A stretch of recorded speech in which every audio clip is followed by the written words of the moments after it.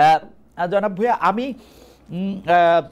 যেহেতু আপনি আহ, এই জুলাই আন্দোলন থেকে শুরু করে মানে 1 বছর আগে যে আন্দোলনটা একটা পরিণতি পেয়েছে সেটা থেকে শুরু করে সরকারে থাকার কারণে আপনি অনেক বিষয়ে কালের সাক্ষী, সেজন্য আপনাকে একটু শুরু থেকেই একটু শুরু করতে চাই। জনাব আসিফ মোহাম্মদ সজীব ভাই, আপনি কি করে উপদেষ্টা হলেন? মানে আমি প্রশ্নটা এরকম করে করি, আপনার নাম উপদেষ্টা হিসাবে কে প্রস্তাব করলো, বা কিভাবে আপনি উপদেষ্টা পরিষদে গেলেন? 5 আগস্টের পর যখন সরকার গঠন প্রক্রিয়া চলছিল, 5 থেকে 8 আগস্ট এই সময়টাতে, 5 আগস্টে আমরা সবাই একটা জায়গায় তো একমত ছিলাম যে প্রধান উপদেষ্টা হবেন ডক্টর মোহাম্মদ ইউনূস। কিন্তু বাকিদের বিষয়টা ঠিক ছিল না। তবে আম, আমাদের কিংবা তখনকার যারা সমন্বয়ক সবার একটা এক্সপেরিয়েন্স হচ্ছে, দেখা গেছে আমাদের 69-এর গণ অভ্যুত্থানে ছাত্রদের অবদান আছে, 90-এর গণ অভ্যুত্থানে ছাত্রদের গুরুত্বপূর্ণ অবদান আছে, তারা জীবন দিয়েছে। কিন্তু পরবর্তীতে দেশ গঠন প্রক্রিয়ায় বা সেটাতে ছাত্রদের অংশীদারিত্ব না থাকার কারণে দেখা গেছে যে ছাত্রদের ভাগ্যের আসলে কোনো পরিবর্তন হয় নাই। আর একটা বিষয় ছিল, সেটা হচ্ছে গণঅভ্যুত্থানের পরে আমরা যখন উপদেষ্টাদের তালিকা নিজেরাও করছিলাম, আরো বিভিন্ন জায়গা থেকে স্টেক হোল্ডারদের থেকে নিচ্ছিলাম তালিকা, তো দেখে আমাদেরও আহ, অতটা শিওর হতে পারছিলাম না, কারণ আমরা তো তাদেরকে ব্যক্তিগতভাবে চিনতাম না। আমরা হয়তো টিভিতে দেখেছি বা অনেককে দেখিও নাই, শিওর হতে পারছিলাম না যে তারা কতটুকু এই গণঅভ্যুত্থানকে ধারণ করে কাজ করবে। তো সেই জায়গা থেকে আমার যতদূর মনে পড়ে 6 কি 7 আগস্ট, হ্যাঁ, টিএসসি তে আমাদের 158 জন সমন্বয়ক সহ আরো যারা গুরুত্বপূর্ণ ভূমিকা রেখেছিল তাদেরকে নিয়ে একটা বৈঠক ছিল। তো ওই বৈঠকেই মোটামুটি সবাই প্রস্তাব করে যে আমাদের মধ্য থেকে বা ছাত্রদের মধ্য থেকে উপদেষ্টা পরিষদে যাওয়া উচিত। এবং সেখানে যদিও বাকি স্টেক হোল্ডারদের থেকে, যেমন তখন আহ, আহ, সেনাবাহিনী একটা স্টেক হোল্ডার ছিল, তারপরে রাজনৈতিক দলগুলো স্টেক হোল্ডার ছিল, তো উপদেষ্টা পরিষদে যাওয়া উচিত। তো সব দিক থেকে ইয়ে হচ্ছিল যে দুইজন গেলে, তারপরে সেখানেই সবাই মিলে সিদ্ধান্ত নেয় যে নাহিদ ভাই এবং আমি উপদেষ্টা পরিষদে যাব প্রাথমিকভাবে। পরবর্তীতে তো মাহফুজ ভাই হুম। মাননীয় প্রধান উপদেষ্টার বিশেষ সহকারী হন এবং পরবর্তীতে উপদেষ্টা হন। সেটা কি 158 জন সমন্বয়ক যারা ছিলেন তারা নাম প্রস্তাব করে সেটা ঠিক করেছেন? মানে সেটা কি কোনো ভোটাভুটির মাধ্যমে নাই? হ্যাঁ, সমন্বয়কদের মধ্যে যারা উপস্থিত ছিলেন সবার হুম। মোটামুটি ঐকমত্যের ভিত্তিতেই আমরা যাই। ওকে।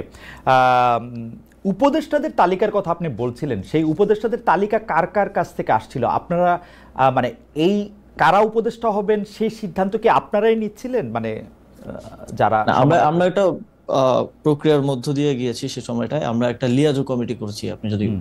মনে করতে পারেন। জি। ওই সেটার লিড দিচ্ছিলেন আমাদের বর্তমান উপদেষ্টা মাহফুজ আলম, হুম। এবং আরো 4-5 জন যারা বিভিন্ন সোসাইটির বিভিন্ন সেক্টরের সাথে বিভিন্নভাবে সম্পৃক্ত, হুম। হুম। ছাত্রদের মধ্য থেকেই। তো ওনারা মিলেই বিভিন্ন স্টেক হোল্ডারদের সাথে, যেমন বিএনপির সাথে আলোচনা হয়েছে উপদেষ্টা পরিষদ নিয়ে। আমাদের মাননীয় প্রধান উপদেষ্টা ডক্টর মোহাম্মদ ইউনূস স্যার একটা লিস্ট পাঠিয়েছিলেন আমাদের কাছে, সেখান থেকে ইনক্লুড হয়েছে, স্যার নিজে অনেককে ইনক্লুড করেছেন। তো সবকিছু মিলিয়ে একটা উপদেষ্টা পরিষদ প্রাথমিকভাবে গঠিত হয়েছিল। পরবর্তীতে বিভিন্ন সময় সেটা আরো বর্ধিত হয়েছে। আহ, তার মানে হচ্ছে যে আপনারা বিএনপির একটা লিস্ট, জামাতের একটা লিস্ট, প্রফেসর ডক্টর মোহাম্মদ ইউনূসের একটা লিস্ট, সবগুলি নিয়েই মোটামুটিভাবে আমরা যেটা আপনাদের কাছ থেকে জানতে পেরেছি বিভিন্ন সময়, বা উপদেষ্টারাও বলেছেন যে একটা সবগুলি নামের মধ্যে থেকে যে নামটা কমন বা যে নামটা নিয়ে বিতর্ক সবচেয়ে কম, এরকম নামগুলি আপনারা খুঁজছিলেন। হুম। ফাইনালি আপনারা যে উপদেষ্টা পরিষদটা পান, সেই উপদেষ্টা পরিষদটা যেই সময় আপনি শপথ নিলেন, যাদেরকে দেখলেন বা তাদের নাম শুনলেন, সেটা নিয়ে আপনারা মোটামুটি সন্তুষ্ট ছিলেন সেই সময়? এখন পর্যন্ত আসলে সত্যি কথা বলতে গেলে সে উপদেষ্টা পরিষদের 50-60% মানুষকে আমরা চিনি। হুম। আর এর বাইরে অনেকে হয়তো আমরা চিনিও না, কিন্তু ঐকমত্যের ভিত্তিতে বা আমরা সোশ্যাল মিডিয়া কিংবা গুগল ঘেটে দেখেছি যে তাদের প্রোফাইল কিরকম। যেমন এমনও অনেকের নাম আসছে যাদের প্রোফাইল বা ব্যাকগ্রাউন্ড একটু প্রবলেমেটিক, তো হুম। আমরা বিভিন্ন জন থেকে খোঁজ নিয়ে তাদের নাম বাদও দিতে হয়েছে। আবার হুম। এমন নাম আসছে যেটা হয়তো বিএনপির পছন্দ হয়নি বা ওকে। এর খুবই রিজিড পজিশন ছিল, সেটাও বাদ দেওয়া হয়েছে। তো এইভাবে একটা সর্বজন গ্রহণযোগ্য একটা উপদেষ্টা পরিষদ বানানোটাই, যাতে করে সবার একটা ইয়ে থাকে, এটাই ছিল উদ্দেশ্য। এবং শেষ পর্যন্ত সেটা হয়েছে। মূলত এটা কোঅর্ডিনেট করেছিল মাহফুজ ভাই। হুম। যে লিয়াজু কমিটি হয়েছিল তারাই, কারণ আমাদেরকে আবার অনেকগুলো যারা নেতৃত্বে ছিলেন তাদের অনেকগুলো দিকে আসলে মেনটেন করতে হচ্ছিল। তো আমরা দেখেছি, আমরা অবগত ছিলাম, বাট পুরো জিনিসটা প্রক্রিয়াটা মাহফুজ ভাই সহ ইয়ে করেছিলেন। ওকে। একটু মানে যেহেতু ওইখান থেকে শুরু করলাম, একটু আর্মি নিয়ে কথা বলি। আপনি জানেন যে আওয়ামী লীগের যারা আছেন তারা সবাই মনে করেন, অনেকেই মনে করেন যে এটা আপনাদের ক্রেডিট না। না, আওয়ামী লীগের সবাই মনে করেন মোটামুটি এটা আপনাদের ক্রেডিট না, দেশের লোকজন কোনো আন্দোলনের মধ্যে কোনো অংশগ্রহণ করে না, এটা দেশি বিদেশি ষড়যন্ত্র এক। আর দ্বিতীয় হচ্ছে সেনাবাহিনী বন্দুকের নল উল্টা দিকে ঘুরিয়ে দিয়েছিল বলে তাদের পতন হওয়া সম্ভব হয়েছে। এবং বিশেষ করে সেনাপ্রধানকে তারা দায়ী করেন যে সেনাপ্রধানের বেইমানির কারণেই, কোট আনকোট বেইমানির কারণেই আসলে তাকে দেশ ছেড়ে চলে যেতে হয়েছে বা আওয়ামী লীগ সরকারের পতন হয়েছে। কিন্তু সেই সেনা প্রধানের ব্যাপারে আপনার বক্তব্য, যেমন আপনি বলেছিলেন যে বুকে পাথর জমা রেখে তিনি ডক্টর মোহাম্মদ ইউনূসকে আসতে বলেছিলেন, বা সেনাপ্রধান ওয়াকার সাহেবকে সরানোর ক্ষেত্রে আপনাদের সাবেক সহযোদ্ধা বর্তমানে এনসিপির নেতা জনাব হাসনাত আবদুল্লাহর কিছু কথা, সেই সবগুলি বিষয় আপনার সাথে সেনাবাহিনীর সম্পর্ক বা সরকারের সাথে সেনাবাহিনীর সম্পর্ক খারাপ করেছে কিনা, বা সরকারের সাথে সেনাবাহিনীর সম্পর্ক আলাদা কোনো কিছু কিনা, নাকি সেনাবাহিনী একটা ডিসিপ্লিন, মানে এটা একটু আপনার কাছে একটু জানতে চাই। বিশেষ করে আপনার বক্তব্যের পরে এটা এরকম মনে হয়েছে কিনা ডক্টর মোহাম্মদ ইউনূস হয়তো সেনাপ্রধানকে এখন থেকে খারাপ ভাবতে শুরু করলেন যে উনি যেহেতু আমাকে চানই নাই তাহলে আমিও ওনাকে চাই না, ব্যাপারটা এরকম হয়েছে কিনা? সেনাবাহিনীর সাথে সরকারের কিংবা আমাদের তো কোনো বিরোধ নেই সেনাবাহিনীর সাথে, বরং আমরা মনে করি যে 5ই আগস্টের এবং এর পূর্ববর্তী গণঅভ্যুত্থানের সময়টাতে জুনিয়র অফিসার সহ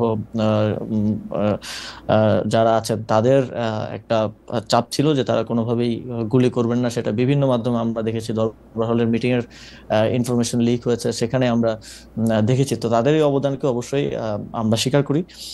তবে কিছু একটা জায়গায় আমার মনে হয় যে যে জায়গাটায় কনফ্লিক্ট সেটা হচ্ছে আওয়ামী লীগের প্রশ্নে, যেটা আমাদের যেই সরকার গঠনের উদ্দেশ্যে 6 তারিখ বঙ্গভবনে যে বৈঠক হয় 3 বাহিনী প্রধান এবং রাষ্ট্রপতির সাথে, সে সময়কার আমি আগে একটু বলে নিই, কারণ এর আগে যখন কথা বলছি সবাই অনেকে বলতেছিল যে আমার শপথ ভঙ্গ হয়েছে।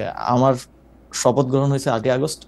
8ই আগস্টের পূর্বের যে কোনো সময়কার বক্তব্য আমার শপথের মধ্যে ইনক্লুডেড হবে না। 8ই আগস্টের পরবর্তী যদি কোনো আমি রাষ্ট্রীয় গোপন তথ্য পাবলিক করি তা সেক্ষেত্রে আমার শপথ ভঙ্গ হতে পারে। তো গোপনীয়তা শপথ ভঙ্গ হওয়ার বিষয়টা অনেকে বলেছে। তো সেই মিটিংটা ছিল 6 আগস্ট, সরকার গঠন প্রক্রিয়া আমরা যখন ইয়াতে আলোচনা করি। প্রিয় ভাই বোনেরা, সহকর্মীবৃন্দ, আরেকটি গুরুত্বপূর্ণ কথা আমি আপনাদের সামনে তুলে ধরতে চাই। একটি যেরকম কথা হচ্ছে ঐক্যবদ্ধ থাকতে হবে আমাদেরকে। মতামত আগেই বলেছি, হতে পারে বিভিন্ন মানুষের বিভিন্ন মতামত, কিন্তু একটি পরিবারে যখন পরিবারের মুরব্বী একটি সিদ্ধান্ত নিয়ে নেয়, পরিবারের সকল সদস্য সেই সিদ্ধান্তের পিছনে এসে দাঁড়িয়ে যায়, সেই সিদ্ধান্তকে বাস্তবায়ন করে। বিএনপি একটি বিশাল পরিবার, লক্ষ কোটি এই পরিবারের সদস্য সংখ্যা, কিন্তু বিএনপির নীতি নির্ধারক মণ্ডলী হচ্ছে এই পরিবারের সদস্য।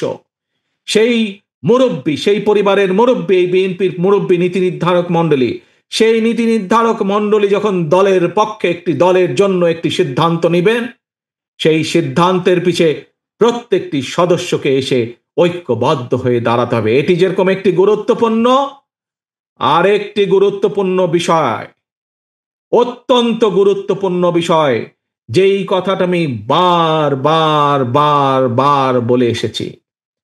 প্রিয় সহকর্মীবৃন্দ, আমাদের সকলকে সচেতন থাকতে হবে।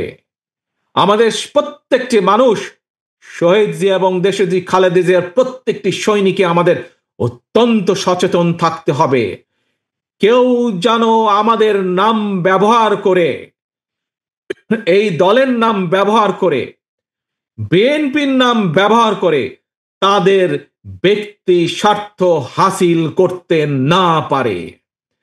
কেউ যেন আমাদের নাম ব্যবহার করে জনগণের মধ্যে আমাদের সম্পর্কে বিভ্রান্তি ছড়াতে না পারে। এই ব্যাপারে আপনাদের প্রত্যেককে দায়িত্ব গ্রহণ করতে হবে, প্রত্যেককে কর্তব্য পালন করতে হবে আপনাদেরকে, যাতে করে দলের কোনো বিভ্রান্তি কেউ ছড়াতে না পারে দলের সম্পর্কে জনগণের মাঝে। আজ যারা কাউন্সিলে প্রতিযোগিতা করছেন তাদের কাছে যেমন কাউন্সিলররা সবচাইতে গুরুত্বপূর্ণ, প্রিয় ভাই বোনেরা, সমগ্র দেশের বিএনপির প্রত্যেকটি নেতাকর্মী, প্রিয় ভাই বোনেরা, শহীদ জিয়া, খালেদা জিয়ার প্রত্যেকটি সৈনিক, আপনাদের সকলকে করে উদ্দেশ্য করে আমি বলতে চাই, এই আজকের কাউন্সিলে প্রার্থীদের কাছে যেমন কাউন্সিলর বৃন্দ গুরুত্বপূর্ণ, সামগ্রিকভাবে বাংলাদেশ জাতীয়তাবাদী দলের কাছে সবচাইতে গুরুত্বপূর্ণ হচ্ছে এই বাংলাদেশের জনগণ, জনগণ এবং জনগণ। এই জনগণের সাথে আমাদেরকে থাকতে হবে, জনগণের পাশে আমাদেরকে থাকতে হবে, জনগণকে আমাদের পাশে রাখতে হবে। যে কোনো মূল্যে আপনাদেরকে এটি নিশ্চিত করতে হবে। তাহলে প্রিয় ভাই বোনেরা, আজকের কাউন্সিলর বৃন্দদের সাথে উপস্থিত কিশোরগঞ্জের এখানে উপস্থিত নেতাকর্মী বৃন্দ, আমরা কি আজকে 2টি প্রতিজ্ঞা গ্রহণ করতে পারি এই কাউন্সিলে? এক, যে কোনো মূল্যে দলের সিদ্ধান্তের পক্ষে আমরা সকলে একমত ঐক্যবদ্ধ থাকব, এই একটি শপথ। এবং একই সাথে দলের সম্পর্কে, দলকে নিয়ে যাতে কেউ ব্যক্তি স্বার্থে ব্যবহার করতে না পারে সেই সুযোগ আমরা কাউকে দেব না। এই 2টি শপথ কি আমরা আজ কাউন্সিলে গ্রহণ করতে পারে? ইনশাআল্লাহ। আসুন এই কাউন্সিলে আমরা আজ এই 2টি শপথ গ্রহণ করি ইনশাআল্লাহ। এবং একই সাথে আমি এই কাউন্সিলের সফলতা কামনা করছি। যারা এই কাউন্সিলকে সফল করার জন্য বিএনপি, যুবদল, ছাত্রদল, স্বেচ্ছাসেবক দল, মহিলা দল সহ বিএনপির প্রতিটি নেতাকর্মী যারা আজকে এই কাউন্সিলকে সফল করার জন্য ঐকান্তিক প্রচেষ্টা করেছেন, পরিশ্রম করেছেন, প্রত্যেককে ধন্যবাদ জানিয়ে এই কাউন্সিলের সফলতা কামনা করে আমার বক্তব্য শেষ করছি। বক্তব্য শেষ করার আগে আবারও আপনাদের স্মরণ করিয়ে দিতে চাই, কি প্রতিজ্ঞা গ্রহণ করলেন আপনারা আজকের এই কাউন্সিলে? এক, যে কোনো মূল্যে আমরা ঐক্যবদ্ধ থাকব। 2, আমরা আমাদের দলের নাম কেউ যাতে ব্যক্তি স্বার্থে ব্যবহার করতে না পারে তার জন্য আমরা সচেতন থাকব। ঠিক ঠিক আছে? সবাই এগ্রি করলেন, রাজি হলেন সবাই? ইনশাআল্লাহ। আল্লাহ হাফেজ।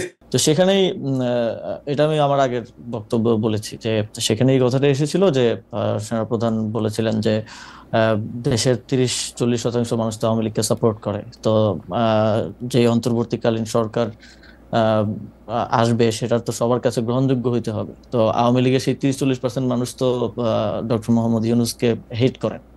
তো এইটা নিয়ে আমাদের 3-4 ঘন্টার মতো প্রায় এই টপিক সহ আরো প্রাসঙ্গিক অন্যান্য টপিক ছিল, বাট এটাই ছিল মূল টপিক। 4 ঘন্টার মতো সম্ভবত বৈঠক হয়েছিল। সেখানে আমরা 4 জন ছিলাম। বাইরে ছিলেন তখন আসিফ নজরুল স্যার ছিলেন, তানজিমুদ্দিন স্যার ছিলেন, ঢাকা বিশ্ববিদ্যালয়ের আরো সমন্বয়করা ছিলেন।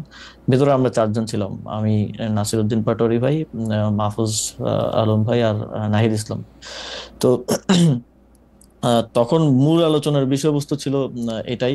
এবং আমি তো আমার আগের সাক্ষাৎকারে বলেছি যে, এবং আমি এটা নিজের থেকে বানিয়ে বলি নাই যে বুকে পাথর চাপা দিয়ে মেনে নিলাম, এটা আমি ওনার বক্তব্যকে কোট করেছি। সো এবং এই বিষয়ে আমার জানা মতে কোনো রিবাটাল বা এরকম কিছু তো আসে নাই।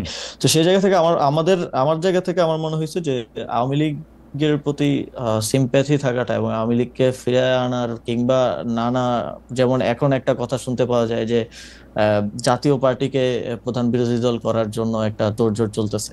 এই যে মেকানিজম করে যে মানুষের ম্যান্ডেট কে ইয়ে করা, ম্যানিপুলেট করার একটা প্রক্রিয়া। এবং এই যে আমি যতদূর জানি যে যারা ডামি এমপি ছিল, তারপর আওয়ামী লীগের যারা সাপোজ যাদের ইমেজ অতটা খারাপ না, তাদেরকে জাতীয় পার্টি থেকে ইলেকশন করানোর একটা পরিকল্পনা চলছে। এই ধরনের উদ্যোগ বা এই ধরনের বিষয়গুলোর কারণেই কিন্তু আমি ব্যক্তিগতভাবে এবং সরকারেরও বিভিন্ন অংশ এই বিষয়টা নিয়ে হয়তো স্কেপটিক্যাল থাকতে পারে। এবং সেটা কতটুকু আসলে যেটা বলছেন যে স্যারের সাথে সম্পর্ক খারাপ, এটা আমি কখনো দেখি নাই। স্যার সবসময় সবাইকে ওন করে সবাইকে সাথে নিয়ে আসলে কাজ করতে চান। এবং মূলত 5ই আগস্টের পরে, এত বড় একটা অভ্যুত্থান বিপ্লবের পরে বাংলাদেশে যে পরিস্থিতি খারাপের দিকে যায় নাই, দেশটা যে একটা গৃহযুদ্ধের দিকে যায় নাই, বরং আস্তে আস্তে আরো স্টেবিলিটির দিকে আসছে, এটা মূলত স্যারের এই সবাইকে অ্যাকোমোডেট করে কাজ করার মানসিকতার কারণেই সম্ভব হয়েছে।